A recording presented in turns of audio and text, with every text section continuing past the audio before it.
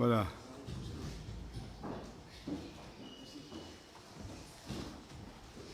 Merci d'être là pour cette traditionnelle petite conférence de presse pour lancer la lettre pastorale de l'année. Alors cette année, comme vous avez vu, la lettre s'intitule « Marcher ensemble, c'est ouvrir des chemins d'espérance ». Marcher ensemble, c'est ouvrir des chemins d'espérance. Alors peut-être je peux vous dire quelques mots sur pourquoi j'ai pris ce sujet. Ben, comme vous et moi, nous savons tous que le monde va mal. Les guerres en Ukraine, les séquelles de l'épidémie, les tensions entre la Chine et les États-Unis, etc. Et en plus la crise écologique, où la nature allait se révolter. À la télévision, on ne voit que des inondations, des feux de forêt. J'ai bien même appris que maintenant, il y a des déserts qui se créent en Europe. On n'associe pas l'Europe au désert, mais apparemment, c'est en train d'arriver. Et dans le pays aussi, les choses vont mal. Dans le sens que même s'il y a un boom dans le tourisme, il y a un redépart dans le tourisme qui est très bon. Et il y a pas mal d'infrastructures routières qui ont été rénovées. Il y a aussi un boom dans la consommation. Mais il y a de grandes préoccupations. Grande préoccupation surtout avec le coût de la vie qui augmente substantiellement et avec une inflation galopante. Et on n'est pas sûr s'il n'y aura pas un ralentissement économique dans l'avenir avec tout ce qui se passe. Alors cette hausse du coût de la vie pèse très très lourd sur une grosse frange de la population. Et en plus de tout ça, il y a une autre grosse préoccupation du pays, pas seulement de la mienne, c'est la drogue. Cette drogue qui circule facilement dans le pays, qui affaiblit la jeunesse, détruit la jeunesse, détruit des familles, et pire encore, corrompt nos institutions, les affaiblissent. L'attrait de l'argent facile fait un mal immense, immense. Et on ne peut pas, c'est un problème national, ça. Il faut trouver quelque chose, une attitude, un chemin pour combattre ça. Et enfin, dans l'Église elle-même, il y a la crise des abus sexuels, comme vous savez, qui a affecté beaucoup la crédibilité de l'Église dans le monde. Il y a ici à Maurice aussi, il y a le Covid qui ralentit un peu qui a ralenti un peu les activités pastorales, la présence des fidèles dans les activités pastorales. Et puis aussi, comme vous savez peut-être, on a de moins en moins de prêtres, non seulement à Maurice, mais les instituts qui nous envoyaient des missionnaires, eux aussi, ils n'ont plus trop les moyens de nous envoyer et ça pèse un peu lourd. Alors, au milieu de tout cela, nous avons besoin d'espérance. Et la grande question, c'est comment trouver l'espérance? Où trouver l'espérance? Il ne s'agit pas de trouver l'espérance dans des gens qui vont nous consoler, qui nous disent non, c'est pas aussi mauvais que ça va s'arranger, comme si pour nous endormir. Ou bien non, je suis en charge, vous savez, pas besoin de trucs. Non. Il faut trouver l'espérance comment? D'abord en reconnaissant que nous traversons une crise qui est une crise morale majeure. Ce n'est pas seulement une crise économique, une crise sociale, une crise climatique, c'est une crise morale et qui se manifeste dans certains dysfonctionnements de nos institutions. On a vu ça dans l'Église, on voit ça dans le pays, dysfonctionnement des institutions. Et il y a une espèce de paralysie qu'on voit. On ne voit pas trop comment on peut tackler ce problème-là et cette question-là.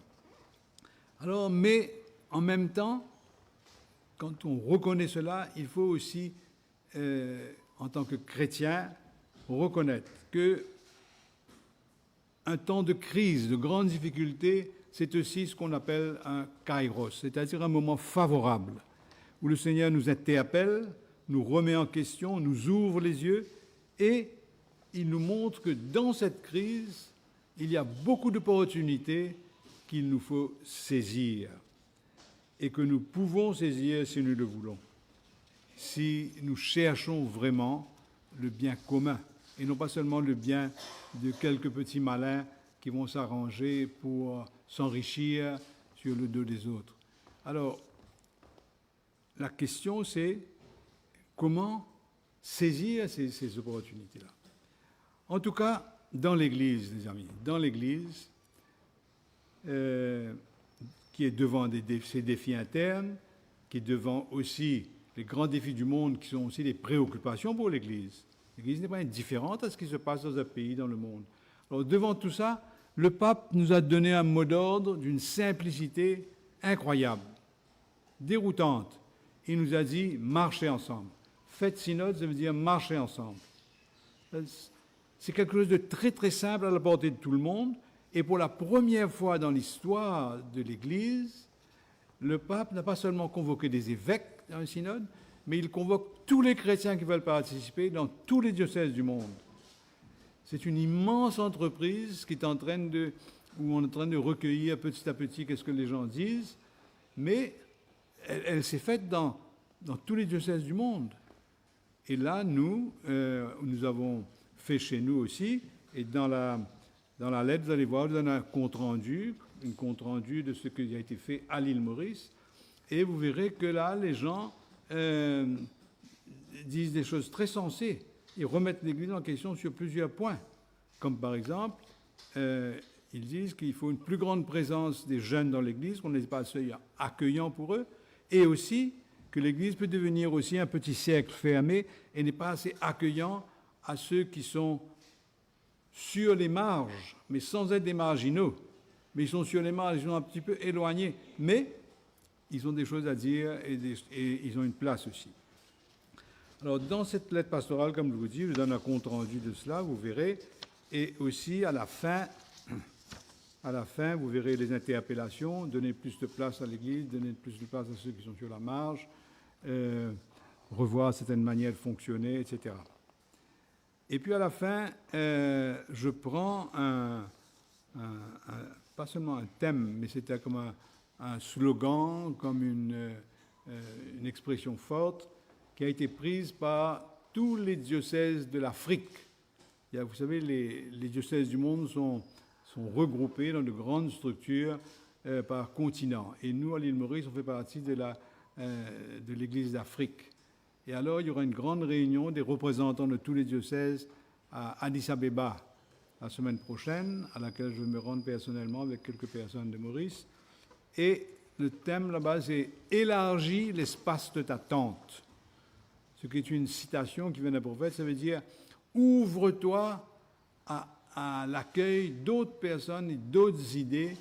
Laisse, encore une fois, marcher ensemble. Ne sois pas renfermé sur toi-même. Ne crois pas toi-même tu peux arriver à affronter cette crise-là. Nous avons besoin d'être ensemble.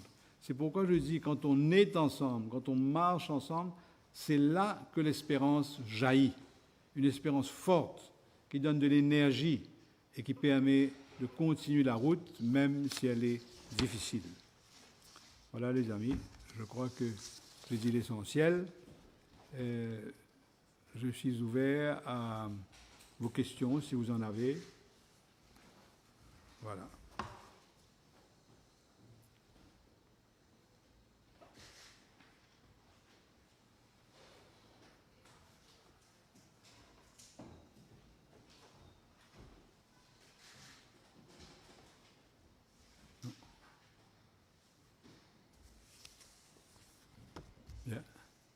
S'il n'y a pas de questions, ben c'est très bien. Voilà.